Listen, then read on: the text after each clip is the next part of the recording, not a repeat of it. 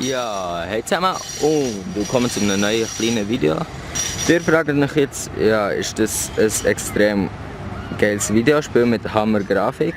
Oder ist es ein Video und jetzt werden die meisten von euch wahrscheinlich überrascht sein, aber es ist tatsächlich ein Video. Ihr fragt euch warum. Und zwar ist es so, als ich mir eine neue Kamera gekauft habe, also nicht zu Internetzwecken oder YouTube-Zwecken, müsst keine Angst haben, ich fange nicht an zu vloggen. Aber ich habe jetzt die gerade gehabt. Und also ich habe sie gerade gekauft und dann kann ich sie auch kurz ausprobieren.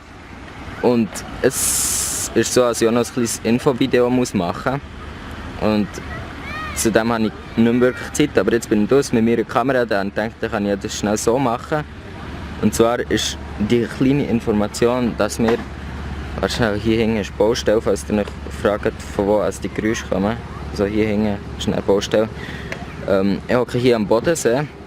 Riesig, aber nein, ich hocke am Moosee. Und ja, die Info ist eben, nächste Woche gibt es keine Videos, weil ich bin auf einer Velo-Exkursion mit der Schule. Und das wird der Grund sein, warum es keine Videos gibt. Wenn ich jetzt die Kamera habe, kann ich vielleicht auch mal so ein kleines, nein, es interessiert auch niemand, aber falls es jemand interessiert, ein Setup-Video machen oder dass ihr das Zimmer seht, wo ich game. Und ja, das war es eigentlich auch mit dem. Ich glaube, viel mehr jetzt hier gar nichts gesehen, außer hier so.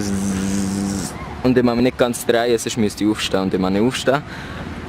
Auf jeden Fall, das war es gewesen. Bis zum nächsten Mal, wenn es wieder in einem Videogame ist. Bis dann, tschüss zusammen.